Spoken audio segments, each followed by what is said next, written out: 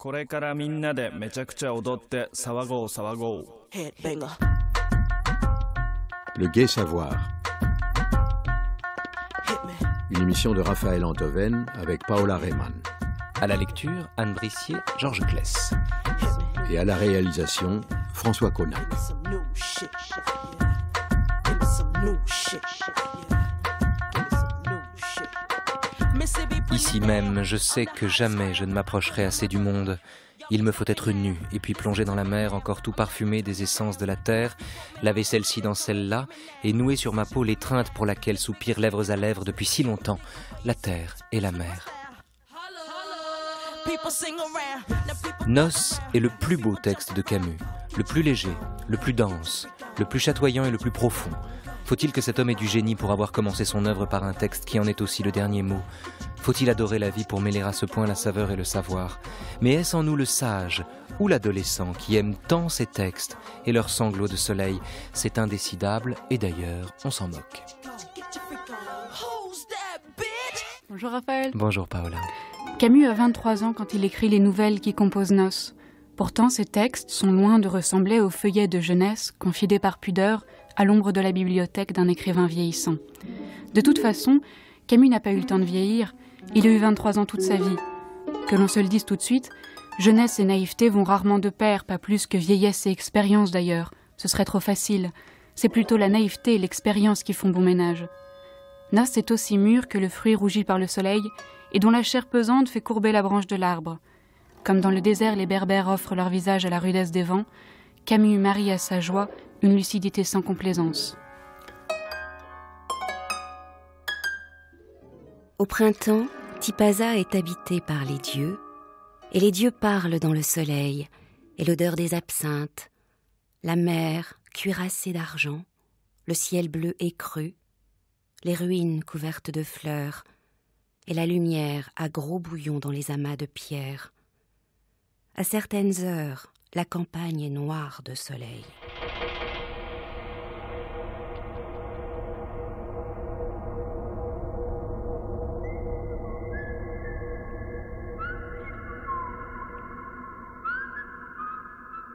Au-delà, Raphaël, de la beauté de la description, sa sensualité, enfin, on est là pour la faire entendre, bien sûr, on peut se demander quand même quel est ce soleil qui rend la campagne noire? C'est le soleil camusien, Paola, c'est le soleil équivoque, ambivalent de Camus, c'est le soleil dont on a parlé quand on a parlé de l'étranger, dont on aurait pu parler si on avait fait une émission sur la peste. C'est un soleil qui est à la fois le soleil délicieux de l'homme qui se baigne et qui sent la caresse du soleil sur son corps, et c'est le soleil détestable qui fait pourrir les corps déjà atteints par la peste, ou pourrir les cadavres, si vous voulez. C'est le soleil sans pitié. C'est un soleil impitoyable. C'est le soleil d'un monde dont les phénomènes sont une fois pour toutes dépouillés de toute valeur axiologique, de toute valeur morale en eux-mêmes. C'est un soleil neutre. C'est un soleil qui ne parle pas. C'est le soleil de Camus, et qu'il aime tant pour cette raison-là.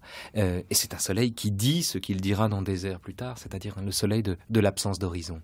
Mais ce qui est magique avec Camus, c'est le talent qu'il a de concentrer en quelques mots apparemment contradictoires des significations indéfinies, ou plutôt l'indéfini d'une signification. L'impossibilité de dire quelque chose se trouve résumée dans un alliage improbable de mots qui parviennent finalement à dire l'ineffable. Nous ne savons pas ce que Camus désigne quand il dit « la campagne est noire de soleil ». Alors on peut émettre des hypothèses.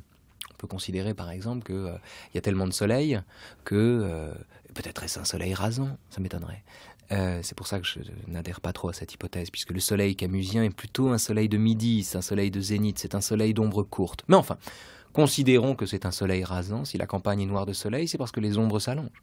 Et qu'en cela, elle est noire à cause du soleil. Mais je ne crois pas que la noirceur soit consécutive au soleil. Il me semble que la noirceur est concomitante avec le soleil, va avec, accompagne le soleil, dans la mesure où c'est un soleil dont les ombres qu'il produit ne sont pas simplement l'effet d'une lumière rasante, ou pas l'effet d'une lumière rasante, mais c'est la vertu des lumières qu'on dépose sur le monde et qui ne cache rien, y compris son obscurité. C'est-à-dire que c'est un soleil qui manifeste aussi ce que le monde peut avoir d'obscur. Et ici, on est en pleine parabole. Il s'agit, pour le soleil camusien, il s'agit dans ce soleil de concentrer la totalité des émotions humaines, y compris la tristesse, y compris la douleur. Et enfin, c'est un soleil dont la noirceur n'est quand même pas sans rappeler, avant l'heure, le passage de l'étranger, le passage où le soleil est l'unique cause que Meursault peut invoquer à l'appui du geste qui est le sien, qui est de tuer l'arabe. Et d'ailleurs, à l'appui de ce que je vous dis, un tout petit peu plus loin, la ligne après, Camus dit « Les yeux tentent vainement de saisir autre chose que des gouttes de lumière et de couleur qui tremblent au bord des cils. Or dans l'étranger, la brûlure du soleil gagnait mes joues et j'ai senti des gouttes de sueur s'amasser dans mes sourcils. » Donc c'est à mon avis ce soleil-là, c'est-à-dire c'est ce soleil dont la neutralité livre tout un chacun au meilleur comme au pire. Vous parliez d'une lumière qui va de pair avec l'obscurité. Est-ce qu'on peut faire le rapprochement avec la phrase de Nietzsche midi c'est aussi minuit ou minuit c'est aussi midi? Oui, je rapprocherai ça davantage encore de la fin du Gai Savoir. La musique assez gaie pour ne pas chasser les idées noires. Plus encore que ce midi énigmatique qui est également un minuit, Camus emprunte à Nietzsche la parabole du midi, du grand midi. Nos, dont j'ai dit que c'était le texte de sagesse de Camus, qui est aussi l'un de ses premiers textes, quasiment son tout premier texte. Nos est un texte qui se retrouve tout entier, non seulement dans les poèmes de René Char, mais également de son ami René Char, mais également sous une forme plus conceptuelle, plus élaborée, peut-être d'ailleurs moins intéressante, à la fin de L'Homme révolté, dans le chapitre intitulé La pensée de midi. Donc midi est une métaphore nietzschéenne que Camus emprunte à Nietzsche, mais ce midi qui est aussi minuit, chez Nietzsche, désigne cette ambivalence de la lumière, cette ambiguïté, cet équivoque de la lumière qui fait qu'au fond, ce qui éclaire est également ce qui obscurcit, ce qui dore le corps est également ce qui nous fait du mal. Mais ça va plus loin que ça. Je crois que c'est un amour du réel en chacune de ses parties. Et là, on retrouve une intuition nietzschéenne qui est celle de l'éternel retour. Aimer la vie, ça n'est pas choisir dans la vie les moments qui sont aimables. Aimer la vie, c'est en assumer ce qu'elle peut avoir de détestable. Ce qu'elle peut avoir de difficile. Or, Nos raconte les promenades d'un jeune homme au milieu de ruines dans la nature. C'est tout. Ça n'est que ça. Et c'est un texte pourtant d'une densité philosophique inouïe. Et c'est intéressant parce que c'est une narration, et c'est une narration d'une extraordinaire densité, qui doit sa densité, à mon avis, au fait que Camus pense sans y penser dans ces textes. C'est-à-dire que tout Camus est là. On s'est toujours demandé si Camus était écrivain ou philosophe. On a reproché à Camus d'être un écrivain philosophe, donc un écrivain un peu didactique, ou d'être un philosophe écrivain, c'est-à-dire un philosophe qui se prend pour un poète. Mais en fait, quand on lit Nos, on s'aperçoit que c'est parce qu'il est écrivain qu'il est philosophe, c'est parce qu'il est philosophe qu'il est écrivain, et c'est parce qu'il aime la vie qu'il est l'un et l'autre simultanément, et qu'au fond cet homme-là pense comme il respire, et que quand il raconte une histoire, il offre à son lecteur, des années plus tard, des décennies plus tard, le privilège de déplier à l'infini les pépites de soleil qui se trouvent dans ce texte.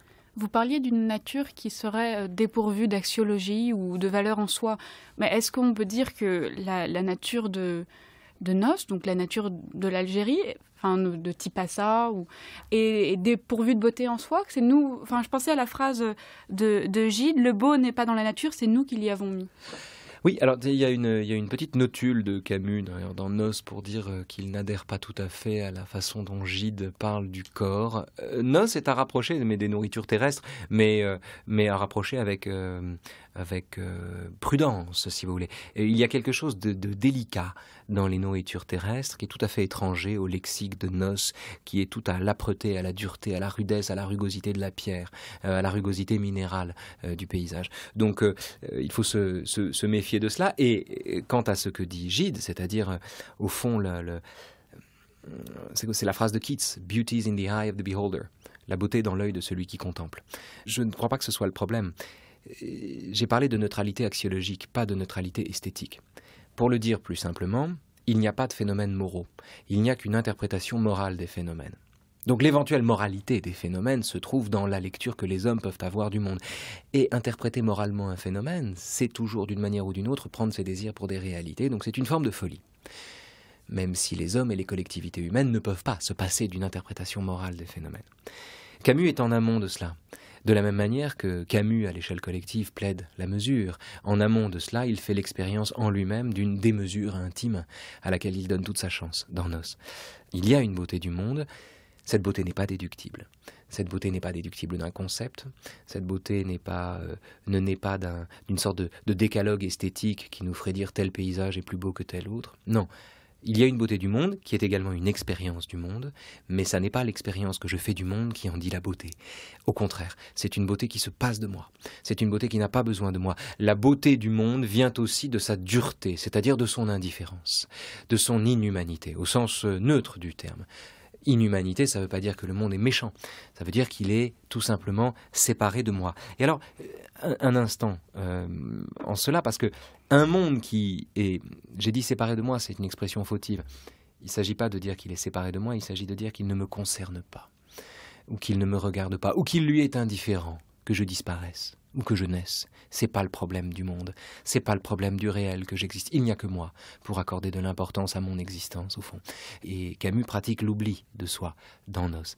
Un point, ce monde n'est pas séparé de moi, l'expression est mauvaise, mais c'est un monde qui m'est étranger.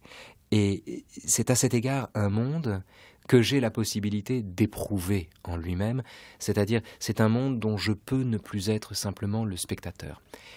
Et l'ouverture de Nos est particulièrement significative à cet égard. Écoutez ça, Paola. Nous arrivons par le village qui s'ouvre déjà sur la baie. Nous entrons dans un monde jaune et bleu, où nous accueille le soupir odorant et âcre de la terre d'été en Algérie. Partout, des bougainvillées rosas dépassent les murs des villas. Dans les jardins, des hibiscus au rouge encore pâle, une profusion de rosée épaisse comme de la crème et de délicates bordures de longs iris bleus. Toutes les pierres sont chaudes. À l'heure où nous descendons de l'autobus couleur de bouton d'or, les bouchers dans leurs voitures rouges font leur tournée matinale et les sonneries de leurs trompettes appellent les habitants.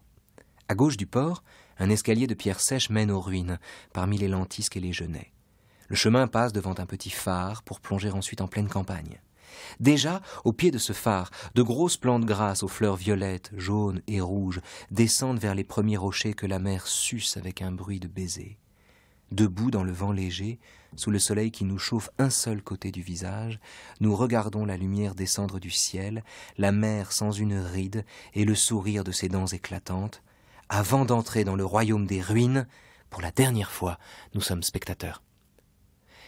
C'est ça qui est important. Pour la dernière fois, nous sommes spectateurs, indépendamment de ce feu d'artifice de couleurs dont Camus nous gratifie. Comme c'est une ouverture somptueuse, l'arrivée à Tipaza. C'est magnifique. Mais indépendamment de cette efflorescence, de cette magnificence, de cette munificence du monde, il y a l'idée que nous cessons d'être spectateurs du monde, nous passons du monde comme représentation au monde non pas comme volonté, mais au monde comme expérience. Et entrer dans Tipaza, c'est sortir d'un rapport de sujet à objet avec le monde pour entrer dans un rapport de collusion, d'intimité avec le monde. De corps à corps ? De corps à corps, c'est-à-dire d'étrangeté avec le monde. L'intime, ce qu'on a d'intime en nous, c'est parce que nous avons de privé. Votre petite vie privée, Paola, c'est la vôtre. C'est ce qui vous permet de dire « je suis moi ». C'est votre mémoire, vos souvenirs, vos photos de classe, vos photos de vacances, etc., etc., votre vie privée. Bon, ces trucs que vous n'aimez pas que les autres regardent quand vous ne leur avez pas permis de le faire. Ces trucs qu'on met en général sur Facebook pour les cacher, vous savez. L'intimité, c'est l'étrangeté, l'autre que l'on porte en soi. De sorte que l'intimité est toujours un corps à corps et le corps à corps est toujours une expérience de l'étrangeté. Et un rapport intime avec le monde est un rapport qui assume l'étrangeté du monde. Ce savoir composé, constitué tout entier par un monde qui nous est étranger et auquel nous sommes indifférents, ça c'est l'expérience de l'intime. Et c'est une expérience qui passe par la dilution de l'identité, c'est-à-dire par la dilution de toutes les barrières qu'un individu ou qu'un sujet interpose entre lui et le monde en se prenant pour un moi. Camus abjure tout ça dans un plaisir intense et il passe à cet égard de l'identité à l'intimité, donc du spectacle à l'expérience.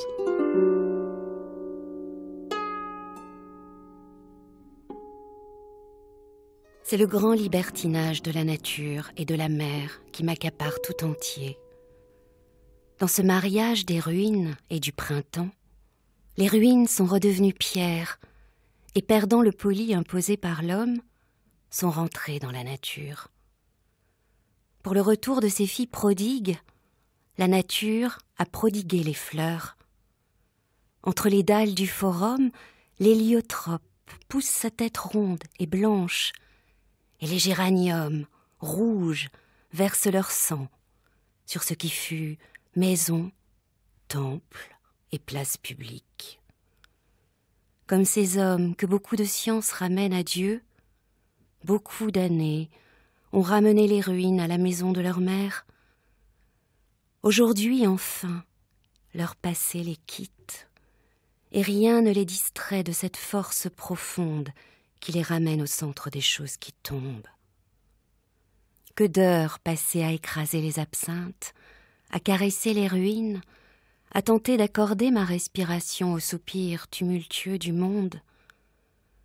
Enfoncé parmi les odeurs sauvages et les concerts d'insectes somnolents, j'ouvre les yeux et mon cœur à la grandeur insoutenable de ce ciel gorgé de chaleur. Ce n'est pas si facile de devenir ce qu'on est, de retrouver sa mesure profonde.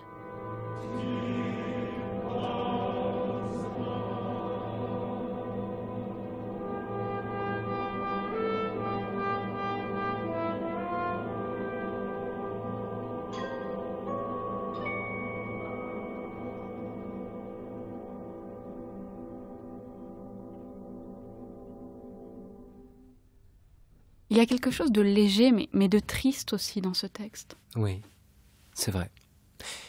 On est dans l'absence d'espoir. C'est étrange d'ailleurs qu'on ait fait de Camus. Camus lui-même avait monté une collection qui s'appelait L'Espoir. Et il y a vraiment deux Camus, hein.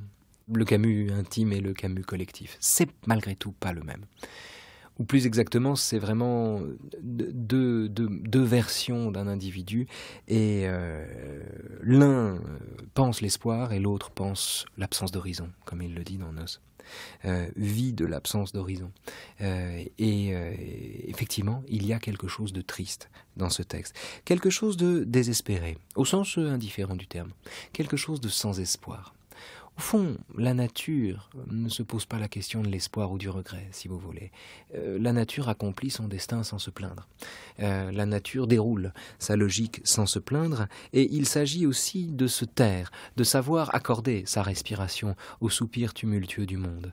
Il s'agit de faire le silence en soi, c'est-à-dire d'accueillir en soi tous les bruits qui ne sont pas les siens. Vous savez, quand on se tait, quand on fait silence, c'est inouï le nombre de choses qu'on est capable d'entendre, quand notre voix ne les recouvre pas. De la même manière, c'est inouï le nombre de choses qu'on est capable de comprendre quand nos préjugés ne les recouvrent pas. Et ici, c'est inouï le nombre de choses qu'un sujet, ou ce qu'il en reste, est susceptible d'éprouver quand il sait faire silence en lui. Le grand professeur de silence pour Camus, c'est sa mère. C'est très important, ça n'est pas trahir un secret biographique de le dire, puisqu'il l'a mise en scène. Dans Le Premier Homme. Dans Le Premier Homme notamment, mais également ailleurs. Il ne cesse de mettre sa mère en scène. Et au fond, quand Camus parle du silence du monde, du silence de la mère, M-E-R, c'est aussi du silence de sa mère qu'il est question. Et c'est un silence qui revient comme un rappel à l'ordre. C'est-à-dire, cette femme qui suivait des yeux le jeune Albert Camus qui courait en silence à Bellecour, dans le quartier où il est né. Cette femme qui suivait des yeux, cet enfant qui le suivait des yeux en silence, lui a donné ses premières leçons de réalité. Et son maître en ce sens. Elle lui a enseigné le silence, l'attention qu'il fallait porter au silence. Or, le silence est une musique. Le silence est une musique, c'est-à-dire le silence est une façon d'être attentif à toutes les harmonies possibles qu'on a sous les yeux et surtout sous la main. Deux petites choses qui sont très importantes, je crois, ici. Le premier, c'est l'idée d'un libertinage qui est également un mariage. Il dit... C'est le grand libertinage de la nature et de la mer qui m'accapare tout entier. Dans ce mariage des ruines et du printemps, les ruines sont redevenues pierres et, perdant le poli imposé par l'homme, sont rentrées dans la nature.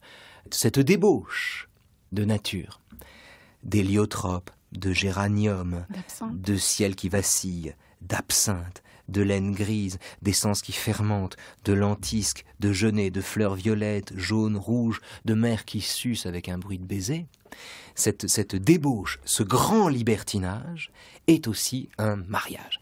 Et au fond, ce mélange du mariage et du libertinage, c'est ce que comprend le mot noces.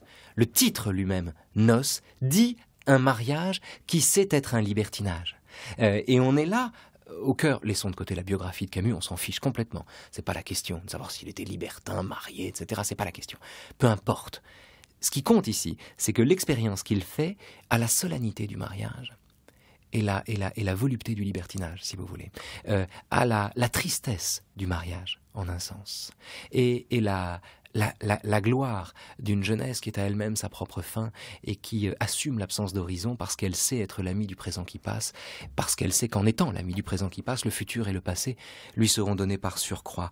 L'autre point intéressant, je crois, c'est cette image tout à fait énigmatique que j'ai jamais comprise, d'ailleurs, du centre des choses qui tombent.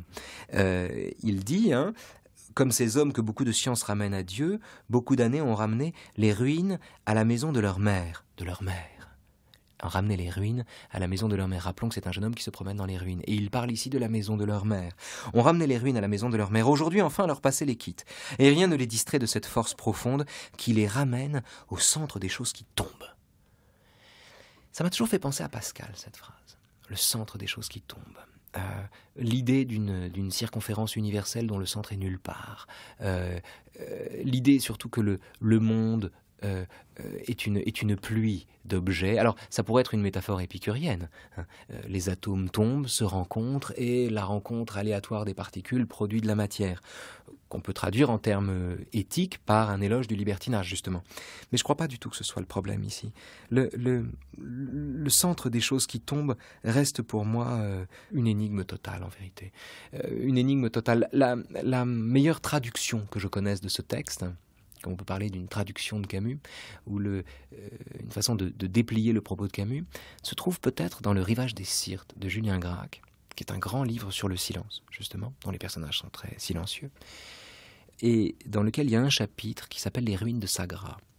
Et dans ce chapitre, Gracq décrit une ville abandonnée sur laquelle la nature reconquiert progressivement ses droits, reprend le pouvoir.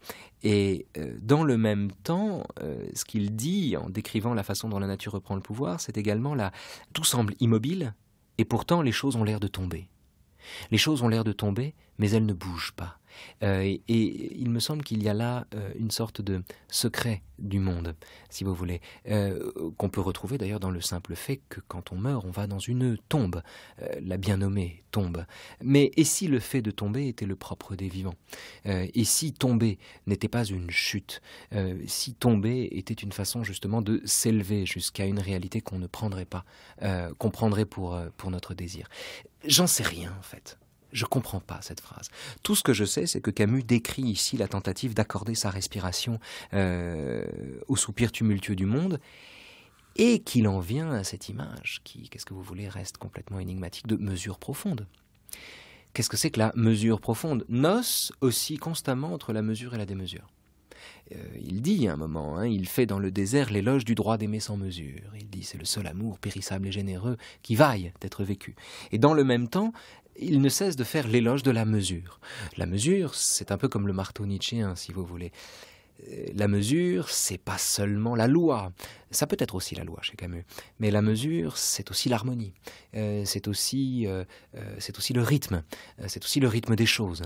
Et quand il parle d'une mesure profonde, il me semble que la profondeur à laquelle il fait appel, c'est la profondeur du monde, telle qu'il en fait l'expérience. Quand il parle d'une mesure profonde, c'est comme s'il se trouvait lui-même, sa mesure profonde, au bout du bout de l'oubli de soi que permet la découverte de ces ruines et le spectacle d'une civilisation déliquescente. Dernier point, Paola, on est dans un registre avec les noces où la nature est magnifiée aux dépens de l'histoire.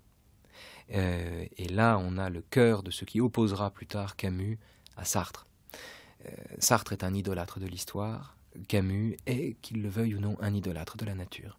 Et l'opposition Sartre-Camus, c'est pas seulement l'opposition entre la social-démocratie et le tempérament révolutionnaire. C'est pas seulement l'opposition entre les snobs normaliens agrégés et l'exilé pied noir, l'homme déchiré qui arrive à Paris de sa province et qui ne sait pas quoi faire. C'est pas seulement l'opposition entre l'amoureux du soleil et l'amoureux de la pluie. C'est pas seulement l'opposition entre un individu solaire et un individu qui, comme il le disait lui-même, n'aimait pas la mer d'autant qu'on le dit. C'est pas seulement ça. Non, l'opposition, la vraie, profonde opposition entre Sartre et Camus, c'est l'opposition de l'histoire et de la nature. Sartre est un philosophe de l'histoire, Camus est un philosophe de la nature. Je comprends ici ce qu'on appelle gloire. Le droit d'aimer sans mesure. Il n'y a qu'un seul amour dans ce monde. Étreindre un corps de femme, c'est aussi retenir contre soi cette joie étrange qui descend du ciel vers la mer. Tout à l'heure, quand je me jetterai dans les absinthes pour me faire entrer leur parfum dans le corps, j'aurai conscience, contre tous les préjugés, d'accomplir une vérité qui est celle du soleil et sera aussi celle de ma mort.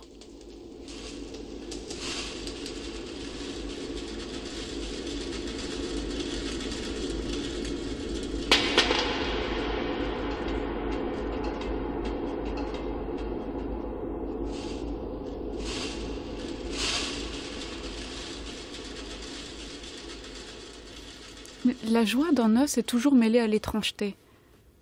Toujours. Toujours mêlé à l'étrangeté. Mais qu'est-ce que vous entendez par étrangeté? Mais Vous justement, savez que c'est un mot à multiples entrées chez Camus. Hein. Qu'est-ce Voilà. que vous entendez par étrangeté? mais justement, est-ce que c'est l'étrangeté? C'est pas l'étrangeté de l'étranger, justement, non? L'étranger, c'est celui qui fait l'épreuve de l'étrangeté du monde, avant de faire l'épreuve de l'étrangeté des hommes, si vous voulez. Avant d'être étranger aux hommes. Il est étranger aux hommes parce qu'il dit la vérité. Or, les hommes sont menteurs. Bon. Il est étranger aux hommes parce que les raisons qui sont les siennes, c'est-à-dire les raisons véritables, sont totalement incommensurables avec les raisons que les hommes ont besoin d'attribuer aux gestes qu'il commet.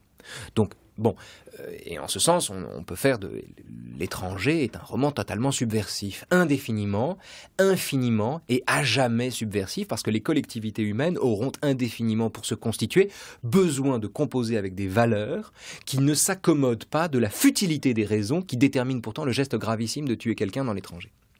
Donc ça, c'est le premier sens de l'étrangeté des hommes. Mais la profonde étrangeté, elle est ontologique. C'est le monde qui est étranger. C'est le monde qui nous est étranger, ou c'est le monde auquel nous sommes étrangers. Il y a une forme d'étrangeté au monde. Le monde n'est pas là pour nous. Et c'est en cela que la joie repose sur l'étrangeté. Parce que la joie ne repose pas sur l'accord, plus exactement, la joie ne repose pas... À un moment dans Nos, je ne sais plus exactement où il le dit, Camus dit que rien n'est plus vulgaire que les paysages qui sont aussi des états d'âme. Les paysages ne sont pas des états d'âme, c'est pas fait pour. Parce qu'il s'en prend à la conception romantique du monde qui, prenant ses désirs pour des réalités, identifie le monde à l'état de sa conscience ou à l'état de son âme. Camus déconstruit ça, renie ça au fond. Il abjure ça. Son problème n'est pas celui-là. Le monde n'est pas un état d'âme. Le monde sourit. Il parle du sourire du ciel, comme il parle du sourire des choses. Le monde sourit, mais l'anthropomorphisme de Camus s'arrête là. C'est un monde qui sourit, mais qui ne lui sourit pas à lui. C'est un sourire qui va avec l'étrangeté totale du monde. C'est un sourire gratuit. C'est un sourire qui n'est destiné à personne, sinon à celui qui sait le regarder. Mais on pourrait penser que la joie, c'est justement parvenir à cet accord dont il parlait, la mesure avec le monde. Oui. On ne comprend pas pourquoi elle est étrange. Mais justement, parce que le monde auquel nous nous accordons est un monde qui n'est pas fait pour nous. C'est un monde auquel nous nous accordons, ça n'est pas un monde que nous essayons d'accorder à nous. C'est un monde auquel nous nous accordons, c'est un monde qui nous est étranger et à l'illogique duquel il convient de s'accorder pour accéder à la joie. De la même manière que la joie fait son deuil. La joie, c'est la foi. C'est un acte de foi. Foi sans Dieu. Son problème n'est pas là. La joie, c'est la foi. C'est-à-dire que c'est une façon d'aimer le monde malgré lui. Malgré tout ce qu'il ne nous dit pas. Malgré tous ces moments où le monde déçoit notre attente. S'accorder au monde, c'est ça. S'accorder au monde, ça n'est pas demander au monde de nous ressembler. C'est essayer, dans la mesure du possible, de ne pas phagocyter le monde, emprisonner le monde, recouvrir le monde du filtre de ma volonté. C'est un consentement. C'est un consentement. Un consentement qui n'est pas une résignation. Le mystère de ce consentement qui n'est pas une résignation se trouve à la fin de Nos, c'est-à-dire dans le désert, la dernière page de Nos.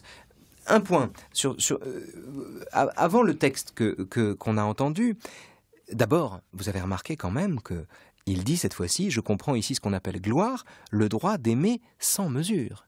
Il n'y a qu'un seul amour dans ce monde. Il n'y a qu'une seule façon d'aimer. Au fond, l'amour de quelqu'un est un avatar, si j'ose dire, de l'amour de la vie. C'est aussi la raison pour laquelle l'amour, il n'y a pas d'absolu de l'amour chez Camus. Il n'y a pas d'amour absolu. Aucun amour n'est absolu. On ne peut pas aimer séparément. Donc absolument. L'amour, c'est un travail. L'amour, pour aimer, on se donne du mal, si vous voulez. Et dans la vie aussi. Dans la vie aussi, le véritable amour, et là c'est étonnant parce que chez ce grand libertin, ce grand penseur libertin au fond, il y a là, on retrouve peut-être paradoxalement un éloge du mariage. C'est-à-dire qu'il y a aussi chez Camus un art d'aimer qui est un effort d'aimer, qui est une façon de vouloir aimer. Vous savez, La Bruyère dit, on en a déjà parlé ici, je crois, vouloir ne plus aimer, c'est encore de l'amour, vouloir aimer encore, ça ne l'est déjà plus. Je ne crois pas ça, et je ne crois pas que Camus le pense. Vouloir aimer encore, c'est encore de l'amour. Il faut avoir de l'amour, et combien d'amour, pour être capable de vouloir aimer même quand on n'aime plus. Et en cela, si vous voulez, l'unicité de l'amour, le droit d'aimer, il n'y a qu'un seul amour dans ce monde. Étreindre un corps de femme, c'est aussi retenir contre soi cette joie étrange qui descend du ciel vers la mer. Vous vous rendez compte de la densité de cette phrase? On a à la fois une critique de toute métaphysique au fond, hein. Le ciel descend vers la mer. En fait, l'idée lui vient de Shakespeare, lui vient du Soir des Rois. Quand Viola arrive dans le Soir des Rois, Orsino dit « Ah, le ciel marche sur la terre ». C'est cela qu'il entend. Ici, le ciel descend vers la mer. La joie est étrange, car il n'est pas de joie qui ne soit étrange, il n'est pas de joie qui ne fasse l'effort d'aimer le monde malgré lui, bien que le monde ne soit pas là pour nous.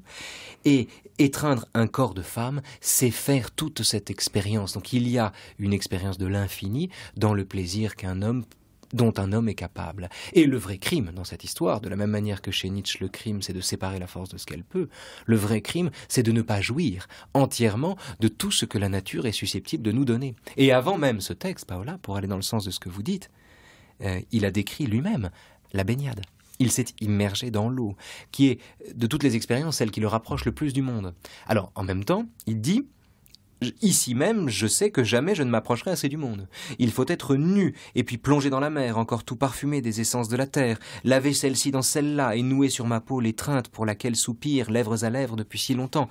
La terre et la mer. Il entre dans l'eau, c'est le premier bain de Camus. On retrouvera l'équivalent dans La Peste, dans L'étranger, etc., etc. Mais cette possession tumultueuse de l'onde par ses jambes est corrélée chez lui à l'absence d'horizon. Il le dit, hein, il parle de l'absence d'horizon. Et ce mélange, si vous voulez, de refus de l'horizon, de désintérêt pour l'horizon, en définitive, et de jubilation, fait tout le Camus si présent au monde, d'où toute sa métaphysique est tirée ensuite. Mais pourtant, il faut qu'on parle un petit peu de cette vérité qui est celle du soleil et celle de la mort, parce que la mort est un horizon certain, par contre. Il y a quelque chose de l'ordre du déni de la mort par apprentissage de la mort chez Camus. C'est-à-dire il y a une critique du divertissement, au fond. C'est ça qui est étonnant d'ailleurs chez cet homme-là. Et il repère le refus du divertissement à la fois chez les moines, chez le dénuement des moines de Fiesole dans le désert, comme chez les jeunes beaux gosses du dancing Padovani. Pour lui, c'est la même affaire au fond. C'est la même forme de jubilation qui est beaucoup plus importante et sérieuse qu'un seul divertissement. Alors là, il dit, c'est dans Le vent à Djémila, la nouvelle qui suit celle qu'on est en train de lire, il dit « Les hommes meurent malgré eux, malgré leur décor. On leur dit quand tu seras guéri, et ils meurent. Je ne veux pas de cela. Car s'il y a des jours où la nature ment, il y a des jours où elle dit vrai. Pour moi, devant ce monde, je ne veux pas mentir ni qu'on me mente. Je veux porter ma lucidité jusqu'au bout et regarder ma fin avec toute la profusion de ma jalousie et de mon horreur. C'est dans la mesure où je me sépare du monde que j'ai peur de la mort. » Or, souvenez-vous, Paola, de ce qu'on a dit au début. Il cesse d'être spectateur. Pour la dernière fois, il est spectateur. Il regrette de ne pas se rapprocher suffisamment du monde. Il y a un désir d'immédiat chez Camus. Non pas l'immédiat au sens vulgaire qu'on peut entendre aujourd'hui, c'est l'immédiat au sens où les médias sont hantés par l'immédiat aujourd'hui, au sens où il s'agirait d'actualité. Non, l'immédiat, c'est le contact du corps, de la chair nue avec le monde. C'est l'immédiat que recherchait Tolstoï en demandant à être enterré à même le sol. C'est cette immédiateté, c'est-à-dire ce refus de toute médiation entre moi et le monde dont je fais l'expérience. Et il continue, il dit, c'est dans la mesure où je me sépare du monde que j'ai peur de la mort. La peur de la mort venant du fait que je reste spectateur du monde, donc je reste sujet, donc ma propre mort est une tragédie pour moi, et après moi le déluge. Donc c'est dans la mesure où je me sépare du monde que j'ai peur de la mort, dans la mesure où je m'attache au sort des hommes qui vivent au lieu de contempler le ciel qui dure, créer des morts conscientes. C'est diminuer la distance qui nous sépare du monde et entrer sans joie dans l'accomplissement conscient des images exaltantes d'un monde à jamais perdu. Et le chant triste des collines de Djémila m'enfonce plus avant dans l'âme l'amertume de cet enseignement. Donc Camus n'est pas un penseur de l'acceptation de la mort au sens stoïcien? Pas du tout. Camus aime la vie. Camus chérit la vie.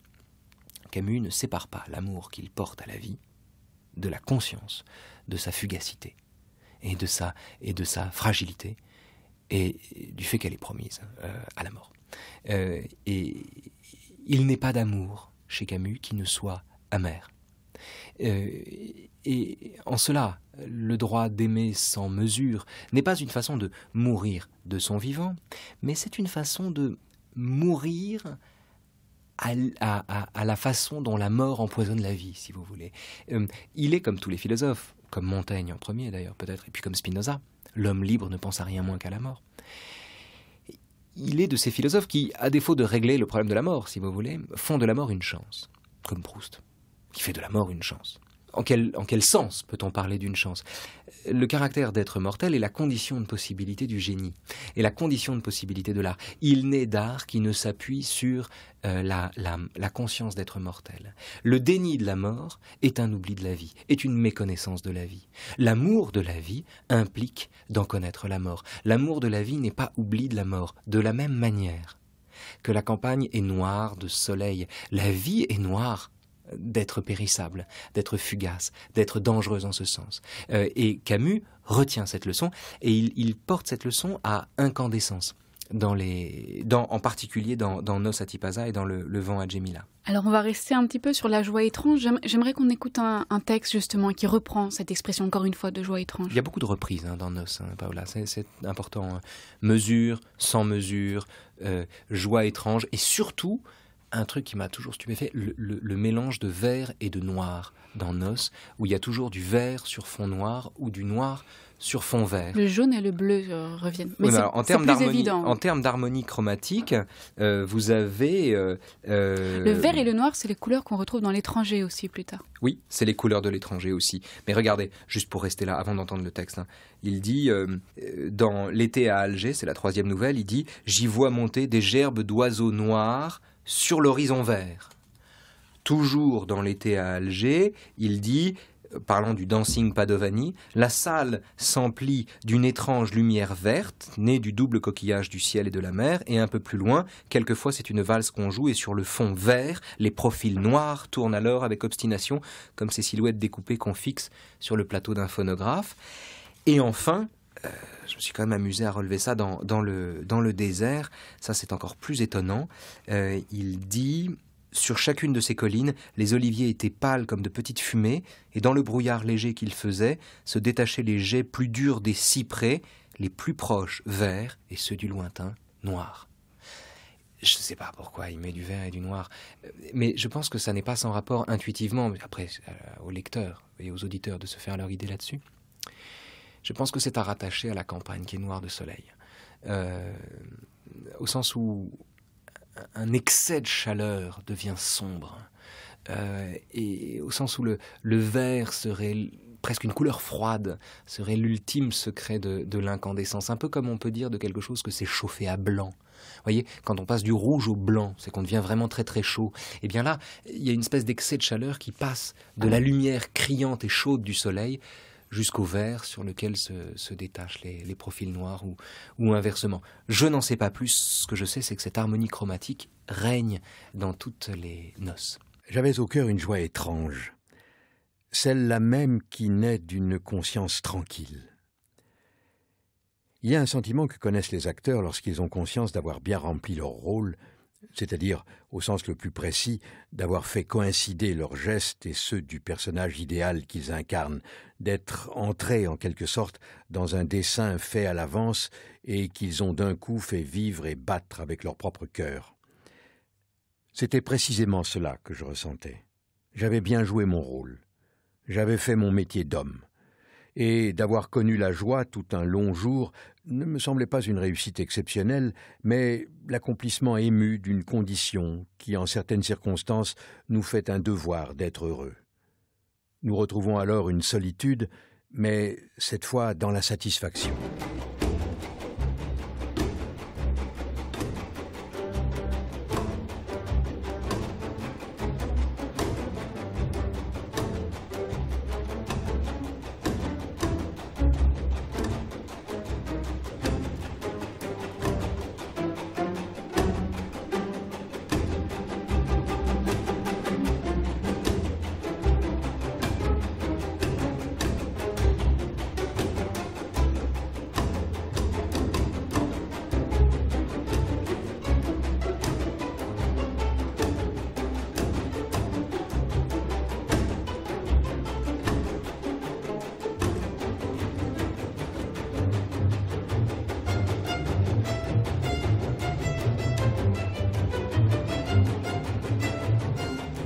C'est étrange que Camus relie justement ce qui est l'expression de la sincérité du métier d'homme au rôle d'acteur, parce que l'acteur c'est celui qui ment d'une certaine façon. Non ? On va venir là-dessus parce que c'est essentiel.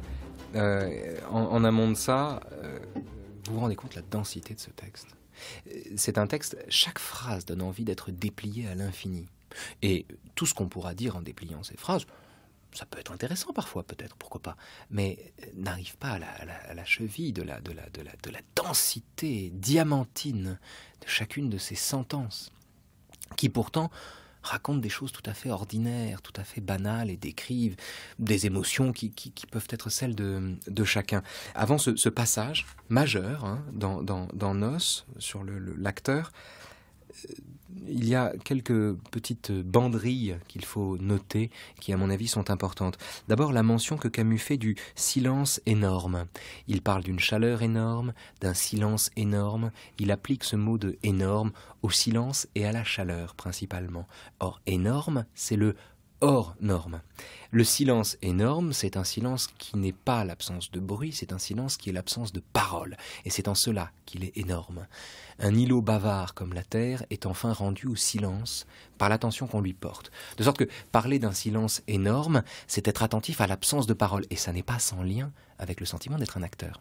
Et l'autre chose très importante, je crois, c'est que Camus dit à un moment « Je n'éprouve pas le besoin... » Tout ce spectacle à Tipaza, le fait qu'à Tipaza, ce que je vois équivaut à ce que je crois, tout ce spectacle, je n'éprouve pas le besoin d'en faire une œuvre d'art, mais de raconter ce qui est différent.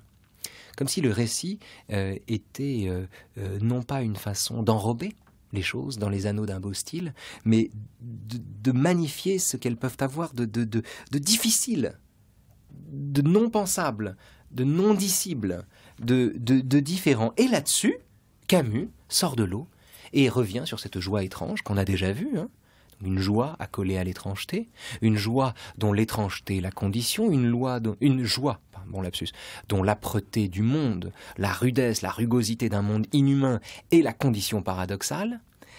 Et cette joie lui donne le sentiment de l'acteur. Alors il faut d'abord rappeler une chose, c'est que le Camus qui écrit ce texte est acteur.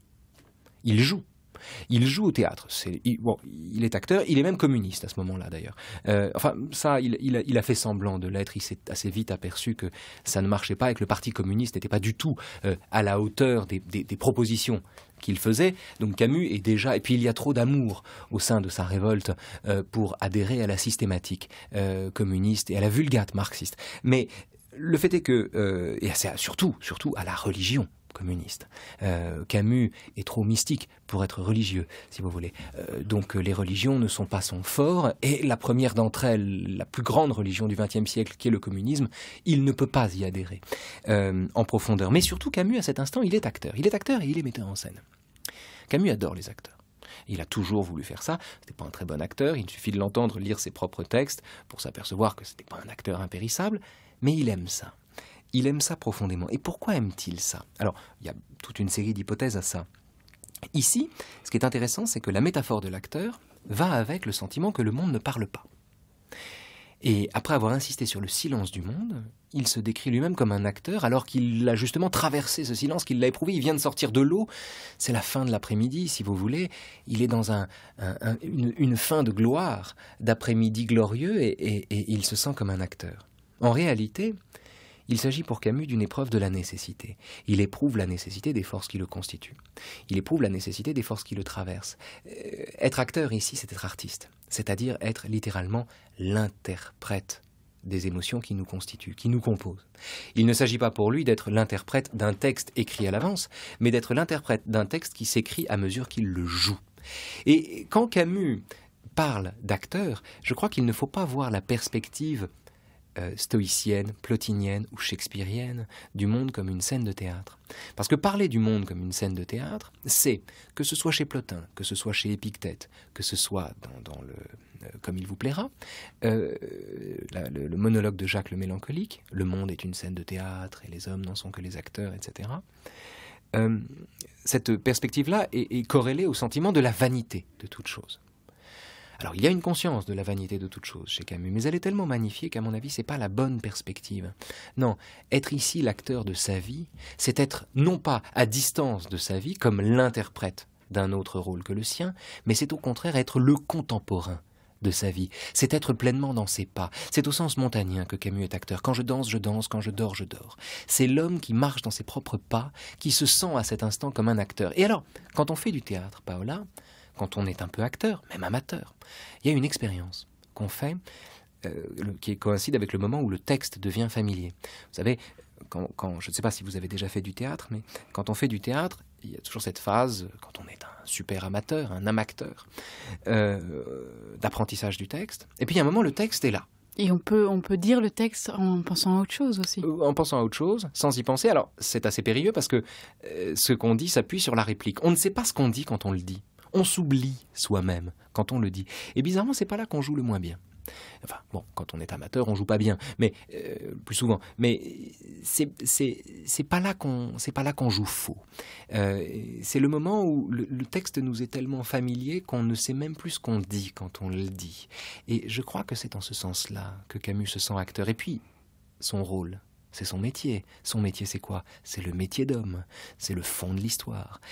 Or, le métier d'homme n'est pas à entendre chez Camus, et ça c'est un des grands malentendus autour de l'œuvre de Camus, comme un éloge de l'humanisme, au sens de l'homme comme idée abstraite. Il n'y a pas d'homme séparément de l'individu qui fait l'expérience de son humanité chez Camus. Il n'y a pas une conception abstraite de l'humanité. De la même façon que pour Camus, il n'y a pas d'autre morale que celle qu'on peut établir sur un terrain de foot. Vous avez comme ça, dans L'été à Alger, un passage où Camus résume la totalité de sa morale. Il dit « Je crois bien que la vertu est un mot sans signification dans toute l'Algérie, non que ces hommes manquent de principes, on a sa morale, et bien particulière, on ne manque pas à sa mère, on fait respecter sa femme dans les rues, on a des égards pour la femme enceinte, on ne tombe pas à deux sur un adversaire parce que ça fait vilain, pour qui n'observe pas ces commandements élémentaires, il n'est pas un homme et l'affaire est réglée, ceci me paraît juste et fort. » Zidane. Alors on voit, voilà, Materazzi qui accroche Zidane. Zidane le lui fait remarquer. Mais pourquoi? Mais Raphaël, pourquoi Zidane? Enfin, pourquoi cet extrait? C'est pas la Kabylie qui me fait citer Zidane dans l'œuvre d'un pied noir comme Camus. C'est le coup de boule à Materazzi. Un coup de boule dont on connaîtra jamais véritablement la raison. sinon qu'il y a manifestement une offense, et que cette offense concerne un élément de la famille de Zidane, si vous voulez. Or, dans la profession de foi de Camus, il faut bien comprendre que Camus, qui lui-même jouait au foot, qui était gardien de but, qui s'est aperçu d'ailleurs un jour en prenant un ballon dans la poitrine qu'il avait la tuberculose, qui a dû interrompre ses études, etc., Camus considérait que c'était sur un stade de foot qu'il avait appris tout ce qu'on peut savoir de la morale.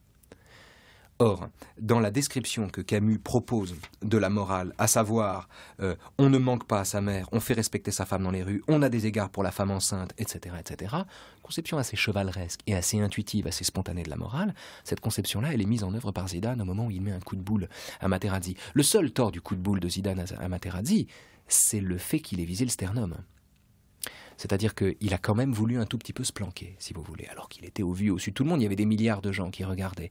Mais le réflexe de viser le sternum et pas la tête, c'est-à-dire de vouloir épargner, non pas épargner l'autre, je pense qu'il aurait volontiers cassé le nez de Materazzi, mais de viser la poitrine, c'est-à-dire de se laisser une petite chance de passer inaperçu, d'ailleurs on s'en est aperçu une minute plus tard, à quelque chose là pour le coup une forme de duplicité à laquelle Camus serait étranger pour le coup. Mais pour le reste, faire respecter sa sœur, sa mère, sa femme, peu importe, en mettant un coup de boule à celui qui le mérite, c'est la morale de Camus, ce grand humaniste.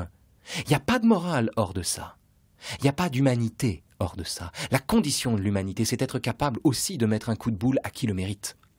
Et c'est en cela, si vous voulez, que Camus est subversif. Alors, ce qui est étonnant, c'est une morale assez masculine, quand même. Oui, c'est une morale assez masculine, oui.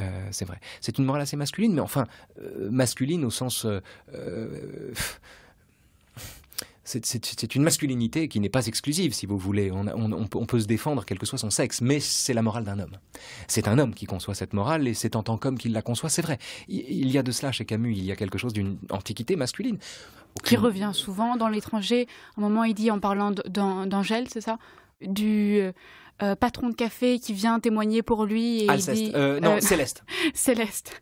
Il dit ça, c'était un homme, un vrai. Enfin, l'image de l'homme, le vrai, revient souvent. Et puis Masson lui-même, avec ses bras poilus dans l'étranger, etc. Oui, bien sûr, il y a l'homme. Il y a l'homme, et puis il y a la femme dont l'homme jouit, dont l'homme est capable de jouir, etc. Bon, il y a tout ce lexique chez Camus. Je crois que c'est folklorique. Hein. Je crois que c'est secondaire, si vous voulez. En tout cas, pour son œuvre. Mais ce qui est étonnant, c'est que c'est une morale qui n'est inscrite nulle part. Et quand Thierry Gilardi, paix à son âme, commente le coup de boule de Zidane, il est là, il dit « Mais pourquoi ? C'est une mauvaise question.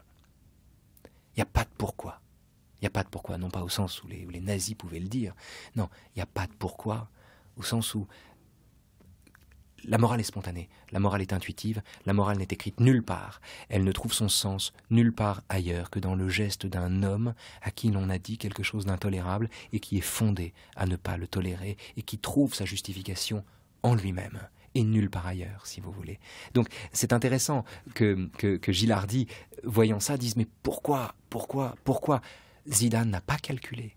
Zidane n'est pas en train de se dire « Mon Dieu, c'est mon dernier match, je vais quand même pas me partir comme ça, je vais quand même pas faire perdre mon équipe, qui pourrait perdre si je quittais le terrain, ça peut quand même pas se passer comme ça. » Ou alors, il ne s'est pas dit non plus « Je vais faire un bras d'honneur à tous ces imbéciles qui m'acclament, je vais leur montrer que derrière la vedette, il y a un homme comme les autres, etc. » Il n'y a aucun raisonnement. Il n'y a aucun raisonnement, il y a juste une morale qui doit s'appliquer. D'ailleurs, c'est si vrai que, au fond, sportivement, c'est-à-dire collectivement, c'est-à-dire en termes de loi, c'est-à-dire en termes publics, c'est-à-dire à l'échelle de l'humanité en général, le geste de Zidane est parfaitement condamnable. Mais au fond, personne ne condamne Zidane. Il n'y a pas un Italien qui condamne Zidane. Les Italiens sont furax parce que l'un des leurs a pris un coup de boule et en même temps ils sont ravis parce que du coup ils ont gagné, si vous voulez, en un sens. Donc, mais il n'y a pas un Italien qui condamne Zidane, il n'y a pas un Français qui... Personne ne condamne Zidane. Les seuls à condamner Zidane, ce sont les hommes politiques. Les seuls à condamner Zidane, ce sont les représentants d'associations sportives. Les seuls à condamner Zidane, ce sont ceux qui font le calcul rétrospectif ou a posteriori des conséquences du geste de Zidane, qui en lui-même est un geste incontestable. Et là, on est chez Camus. Donc, le métier d'homme comme la morale, c'est un mélange, un mélange mesuré entre l'oubli de soi et l'effort. Oui, on pourrait dire ça, oui. Juste une ligne plus loin, une page plus loin, Camus dit « Ce n'était pas moi qui comptais ni le monde, mais seulement l'accord et le silence qui de lui à moi faisaient naître l'amour. » étonnant de penser, ce texte est écrit 4-5 ans avant qu'il entame le mythe de Sisyphe. Or, dans le mythe de Sisyphe, Camus décrit ce qu'il appelle... c'est ici que la notion d'effort prend son sens. Hein. C'est pour ça que je vous réponds, mais je prends un détour pour le faire. Camus décrit le décalage décrit ce qu'il appelle l'absurde. Qu'est-ce que c'est que l'absurde pour Camus? C'est pas un truc en soi. L'absurde, c'est une mauvaise rencontre. C'est le décalage entre les attentes qui sont les miennes et le silence du monde, justement. C'est l'abîme qui sépare ce que je demande au monde. Pourquoi suis-je là? D'où viens-je? Dans quelle étagère? Etc. Et le monde qui ne me répond pas. C'est ça, l'absurde, pour Camus. Et c'est très fort comme définition. Donc l'absurde, c'est une rencontre. C'est une rencontre qui se passe mal, si vous voulez. C'est un rendez-vous raté. Or là, par l'effort qu'il fait de se dépouiller de lui-même, le rendez-vous est réussi. Pourquoi? Parce qu'il ne demande rien au monde. Il sait ne rien demander au monde. Il sait ne pas demander au monde d'avoir un sens. Donc il n'est pas déçu que le monde n'en ait pas. Et il ne considère pas l'absence de sens comme une clause d'un contrat que le monde n'aurait pas respecté. Et il y a un grand contresens, je crois, sur la lecture de Camus, qui est de lire son œuvre comme ordonnée de la façon suivante. Absurde, révolte, amour. On dit Camus, lui-même d'ailleurs l'a dit, Camus a commencé par l'absurde. C'est l'étranger et c'est le mythe de Sisyphe. Puis après l'absurde, il a pensé la révolte. C'est l'homme révolté. Et puis après la révolte, il a pensé l'amour. C'est le premier homme. Inabouti, inachevé à cause de sa mort accidentelle désespérante. Bon. Je crois que c'est une erreur. Cette interprétation, cette lecture de Camus, que Camus lui-même propose de son travail, fait litière du début de son œuvre, qui en est aussi le fin mot, c'est-à-dire de noces, c'est-à-dire de l'amour. Camus a commencé par l'amour. Camus, c'est pas absurde, révolte, amour, c'est amour, absurde, révolte, amour. Camus, ça marche comme ça. Il a commencé par l'amour, c'est-à-dire qu'il a commencé par ce qu'on retrouvera dans le premier homme, à savoir, ce n'était pas moi qui comptais ni le monde, mais seulement l'accord et le silence qui de lui à moi faisaient naître l'amour. Et c'est ça le fin mot de l'histoire. C'est l'amour. C'est un écrivain de l'amour. Mais l'amour est difficultueux. L'amour ne va pas de soi. L'amour n'est pas un don du ciel. L'amour est un don de la terre. C'est un don difficile. C'est un apprentissage. Ça passe par le silence. Il faut aimer sa mère qui ne nous parle pas. Il faut aimer le monde qui ne nous dit rien. Il faut aimer les hommes dont l'existence pourtant peut être aisément sacrifiée au bien-être de mon égoïsme. L'amour, c'est un effort. Mais c'est un effort qui culmine dans un oubli de soi où l'on retrouve la gloire, c'est-à-dire le droit d'aimer sans mesure.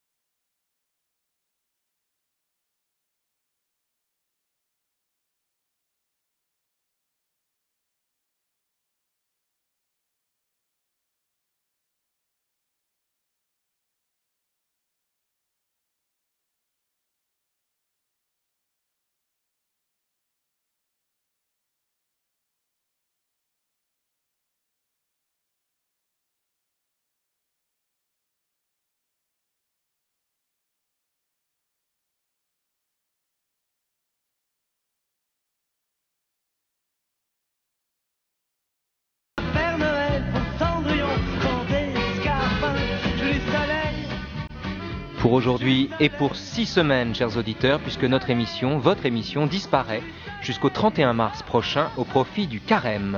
Carême, un mot magnifique, un mot sensuel et sans suite, où se mêlent la caresse et l'anathème.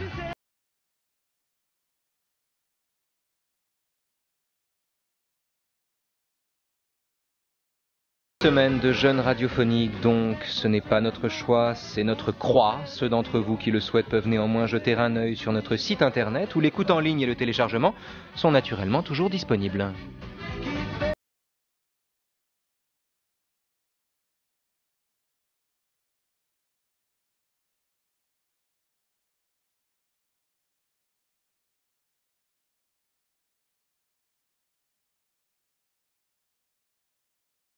Je suis resté Ce jeûne, ce ramadan chrétien, est aussi la raison pour laquelle le 31 mars, jour anniversaire de la naissance de Descartes, nous reprendrons pieusement le fil de cette discussion en vous parlant à nouveau de Noce et d'Albert Camus, mais en insistant davantage sur l'ultime nouvelle, l'ultime essai de ce recueil somptueux intitulé Le désert, dans laquelle Camus écrit notamment « Au sortir du tombeau, le Christ ressuscitant de Piero della Francesca n'a pas un regard d'homme, rien d'heureux n'est peint sur son visage, mais seulement une grandeur farouche et sans âme que je ne puis m'empêcher de prendre pour une résolution à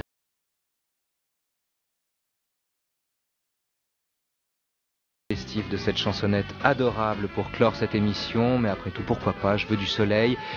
Enfin, les Nouveaux Chemins, eux, continuent leur route dans l'intervalle. Ne ratez pas l'émission animée de Main de maîtresse par Adèle Van Rett, tous les matins de 10h à 11h. À bientôt, si Dieu veut.